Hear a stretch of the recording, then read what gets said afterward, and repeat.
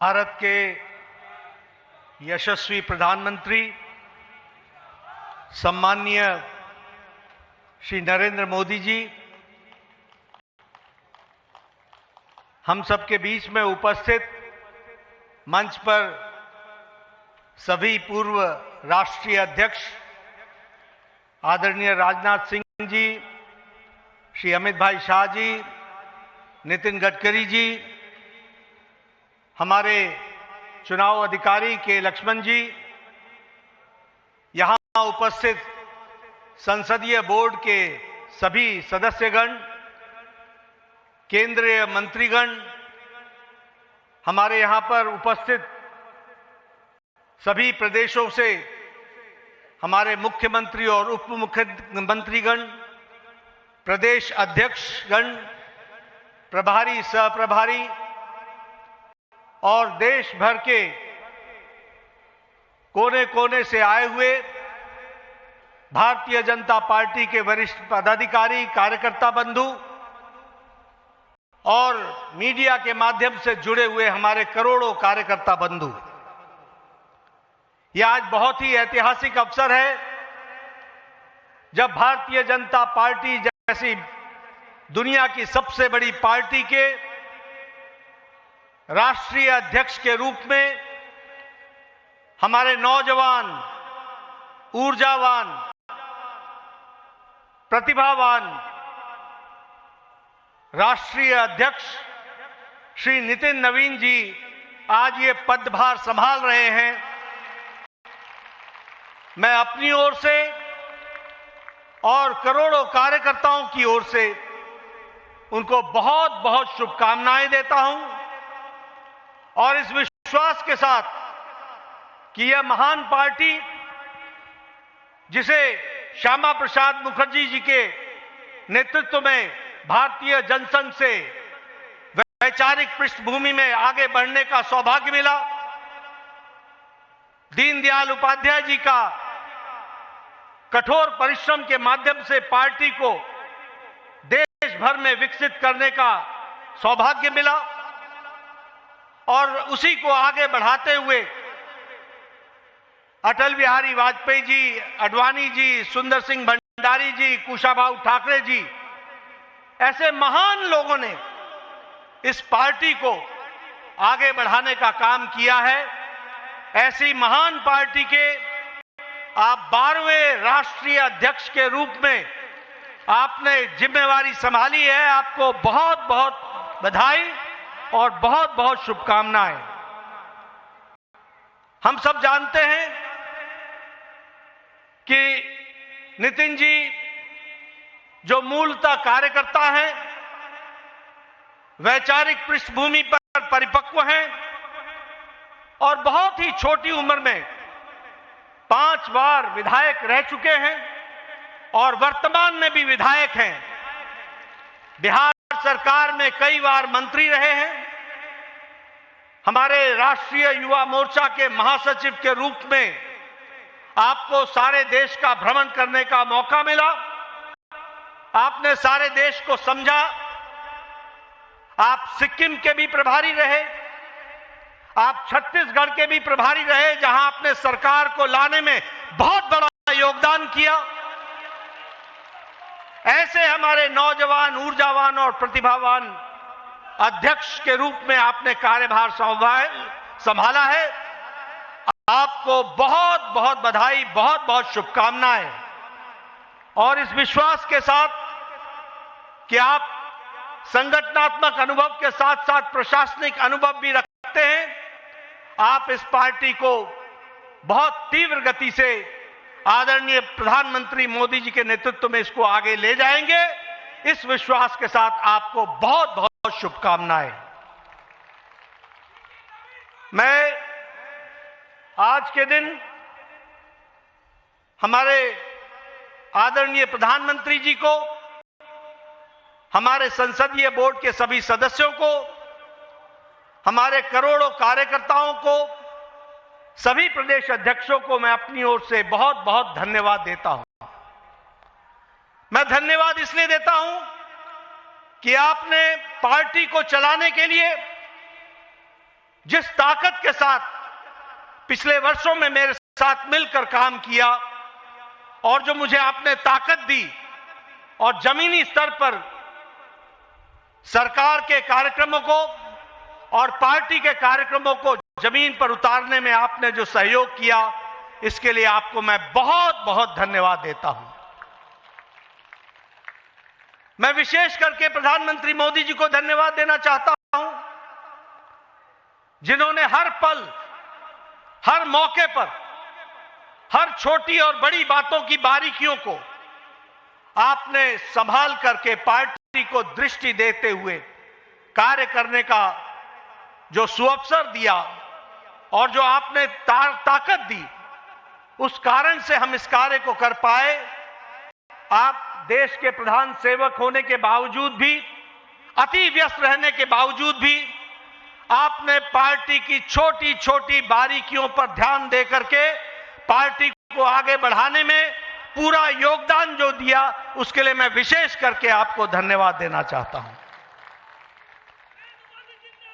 मित्रों, हमें यह ध्यान रखना चाहिए कि 2014 से आदरणीय प्रधानमंत्री मोदी जी के नेतृत्व में जो ये भारतीय जनता पार्टी का विजय यात्रा, विजय रथ चला है, वो बिना रुके हुए आगे बढ़ रहा है।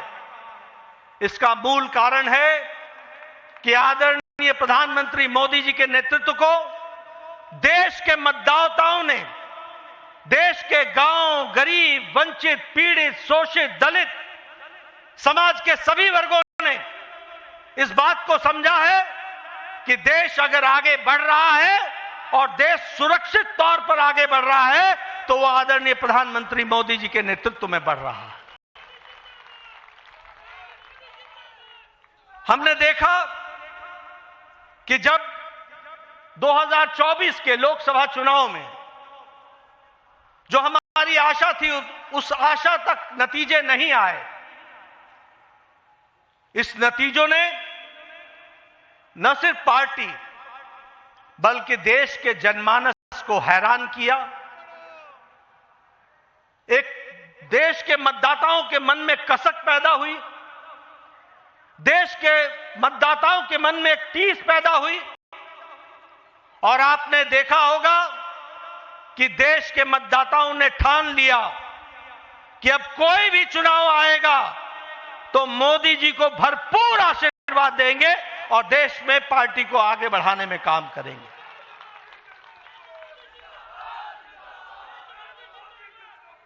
मुझे याद है 2024 के लोकसभा चुनाव के बाद विपक्ष के हौसले हरियाणा चुनाव में बुलंद थे। वो चुनाव के नतीजों के पहले ही मिठाइयां बांटने का इंतजाम कर रहे थे।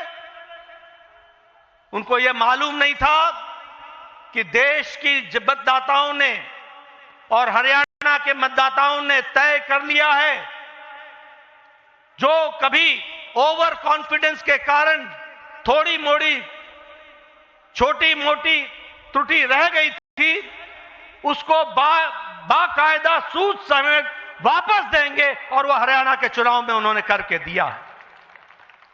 हमने देखा महाराष्ट्र में रिकॉर्ड जीत आदरणीय मोदी जी के नेतृत्व में हम सबको मिली।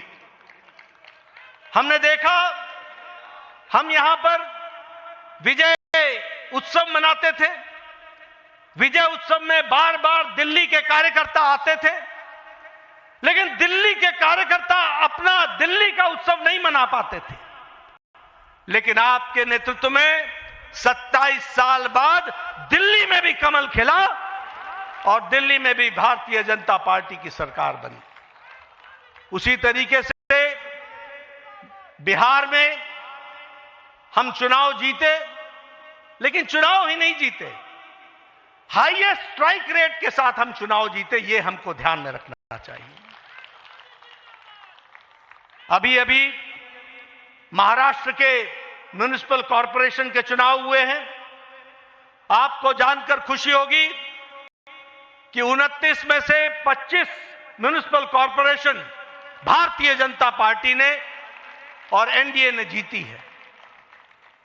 और आपको जानकर यह भी खुशी होगी कि बीएमसी में, बॉम्बे म्युनिसिपल कॉरपोरेशन में, मुंबई म्युनिसिपल कॉरपोरेशन में हम लार्जेस्ट पार्टी के रूप में जीत करके आए हैं। इस तरीके से हमने देखा है। गोवा के पंचायत के चुनाव हमने जीते। हमारे राजीव चंद्रशेखर जी यहां बैठे हैं। तिरुवनंतपुरम में पहली बार कमल खिला है, केरला में, इसको भी हमको ध्यान में रखना चाहिए। और आजादी के बाद जितने भी लोकसभा चुनाव हुए, पहली बार लोकसभा में केरल में भी हमने चुनाव जीता। यह भी हमारे ध्यान में होना चाहिए। इसलिए प्रधानमंत्री मोदी जी के नेतृत्व में 2014 के बाद जो विजय रथ चला है, वो पूरी ताकत के साथ देश के मतदाताओं के आशीर्वाद के माध्यम से चलता हुआ आगे बढ़ रहा है। और अब वो नितिन नवीन जी के नेतृत्व में आगे बढ़ेगा, यह विश्वास हमें है। मैं यहां ये भी कहना चाहता हूं कि हमारी आज 20 राज्यों में सरकार है एनडीए की, 13 राज्यों में भारतीय जनता पार्टी की सरकार है। और अगर हम देखें तो गुजरात में हम 6 बार लगातार सरकार में विराजमान हैं। गुजरात में हम 4 बार से सरकार में हैं। हरियाणा में, गोवा में हम दूसरी बार, तीसरी बार सरकार बना रहे हैं। हम बिहार में, उत्तर प्रदेश में, महाराष्ट्र में, त्रिपुरा में, उत्तराखंड में, मणिपुर में, आसाम में हम दूसरी बार सरकार बना रहे हैं, बनाई हमने। यह हमको ध्यान में रखना चाहिए। इसलिए हम यह पूरे विश्वास के साथ कहना चाहते हैं कि आदरणीय प्रधानमंत्री मोदी जी के नेतृत्व में, नितिन नवीन जी की अध्यक्षता में भारतीय जनता पार्टी आने वाले समय में अब बंगाल में भी कमल खिलाएगी, बंगाल में भी कमल खिलाएगी। पुडुचेरी में और तमिलनाडु में हम सरकार बनाएंगे। असम में हम फिर से सरकार में आएंगे और केरल में भी हम अच्छे नतीजे देंगे। इस विश्वास के साथ हम आगे बढ़ रहे हैं। मैं आपके और प्रधानमंत्री जी के बीच में ज्यादा समय नहीं रहूंगा। आप सब लोग प्रधानमंत्री जी को सुनना चाहते हैं। मैं एक ही बात कहना चाहता हूं कि पिछले कुछ वर्षों में जो मुझे पार्टी ने जिम्मेवारी दी, मैं अपने सीमित जो हमारी कार्य करने की क्षमता रही, उसमें जो कुछ भी आप सबके सहयोग से कर सका, वह मैंने करने का प्रयास किया है। इस जिम्मेवारी को निभाते हुए अगर मैंने किसी के दिल को कहीं कुछ कहा हो जिससे चोट पहुंची हो, तो उसके लिए मैं क्षमा चाहूंगा। वह मैं अपनी जिम्मेवारी को निभाने के लिए मैंने कहा होगा। लेकिन आप सब लोगों ने जिस तरीके से पार्टी के लिए दिन रात मेहनत की है, उसके लिए मैं आपके माध्यम से करोड़ों करोड़ों कार्यकर्ताओं को बहुत बहुत धन्यवाद देता हूं कि उनके माध्यम से हम पार्टी को सफलतम तरीके से आगे बढ़ाने में सफल हुए हैं। और आगे नितिन नवीन जी पूरी ताकत से इस पार्टी को, इस महान पार्टी को, दुनिया की सबसे बड़ी पार्टी को आगे ले जाने में कोई कसर नहीं छोड़ेंगे। और हम सब लोग मिलकर उनका सहयोग करते हुए पार्टी को और नई बुलंदियों पर ले जाएंगे। और जो नई स्थान हमारे छूट गए हैं प्रदेश, वहां भी कमल खिलाएंगे। इन्हीं शब्दों के साथ बहुत बहुत धन्यवाद।